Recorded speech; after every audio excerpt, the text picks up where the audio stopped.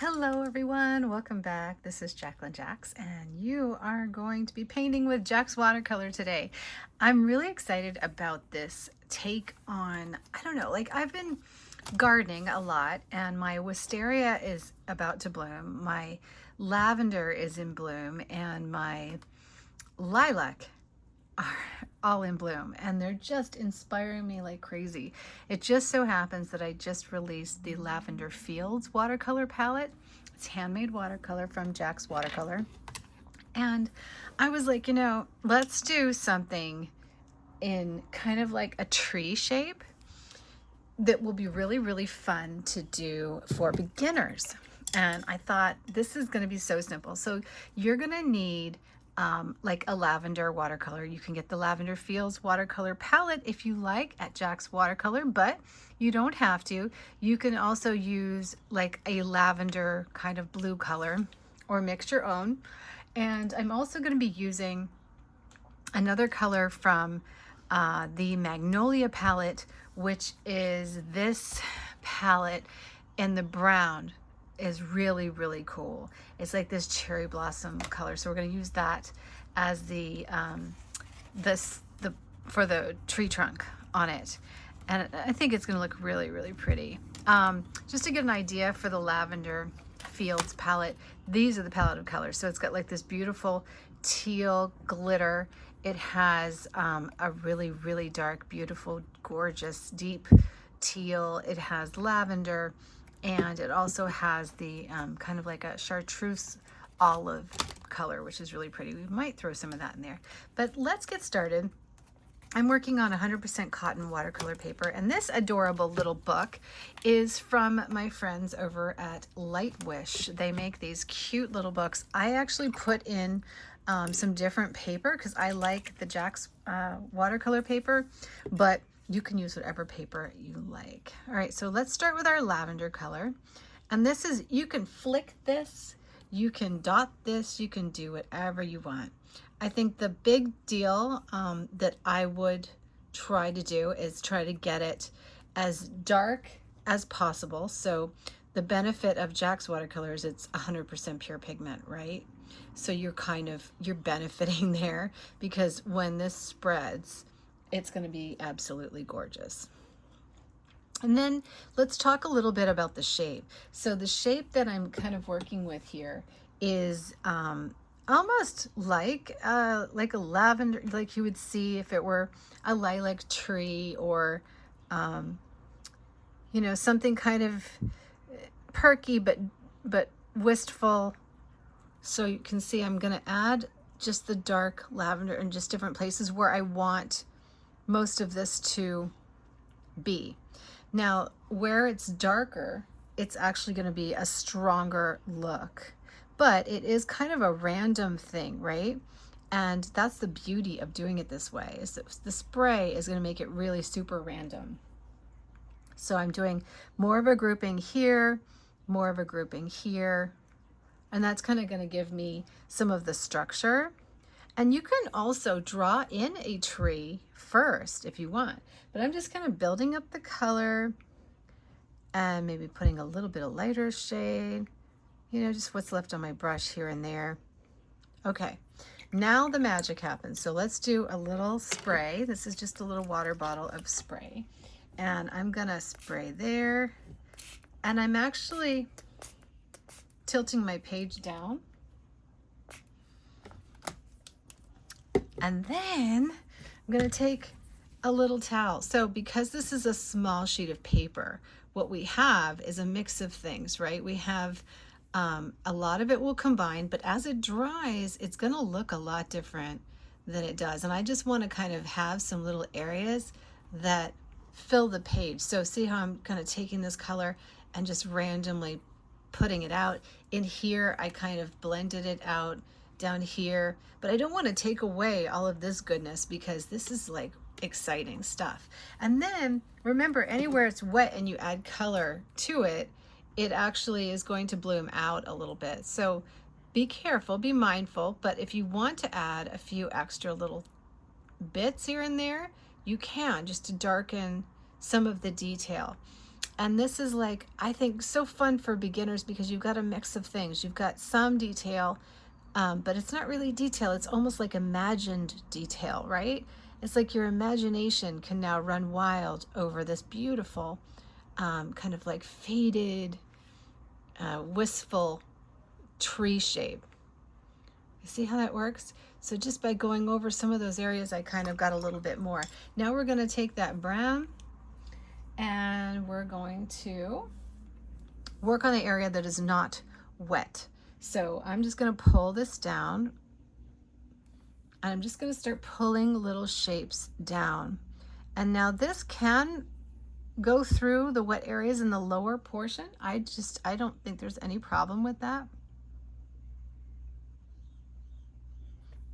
And remember, it's going to be a tree trunk, so we eventually do want it to be nice and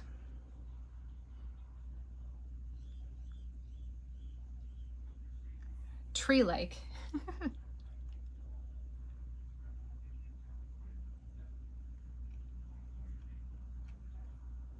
So we've got those nice little areas. You know, this is the time of year, guys, to look at trees, right? Because they're getting their leaves back. So not only should you have been walking around outside of season to see what the trees were doing, but now that they're going to be a little different, you should be looking even more at them because they're getting their leaves on.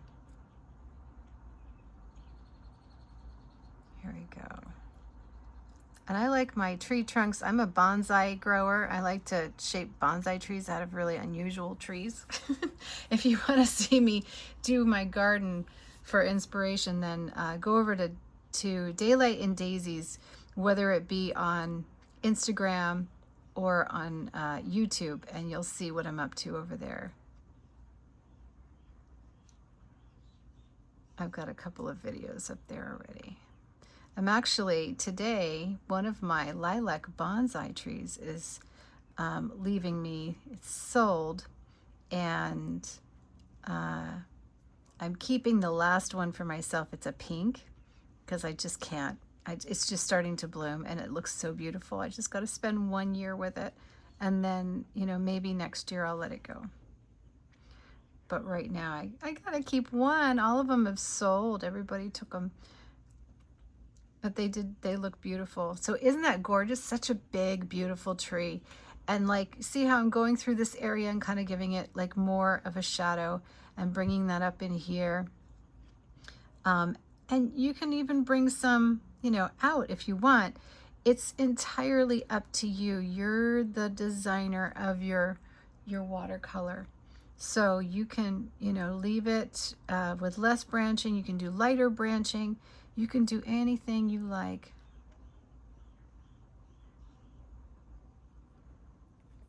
You can even lighten areas just by going over them like that. And you can spray it again if you want. You can kind of blend some areas with some water at the tip of your brush. I'm using the, this is the Portman dagger brush. I love these little dagger brushes. They're great. It's such a really, really expensive little brush set, but I've enjoyed it.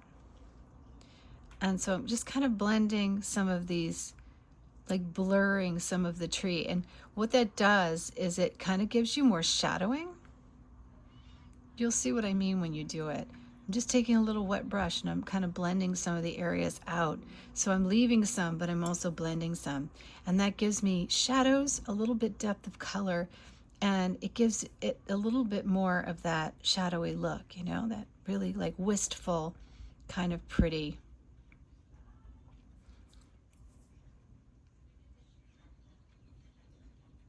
Just by bringing a little bit of the dark up in there, you know, it gives it just a bit more, because, you know, this is not how a tree it looks, right? There's some background color in there too, but we're doing this kind of like with one layer, right? So we could take a little bit of our lavender, we could blend it out with a lot of water, and we could drop it in there, and that will kind of give you that look like there's more in the background.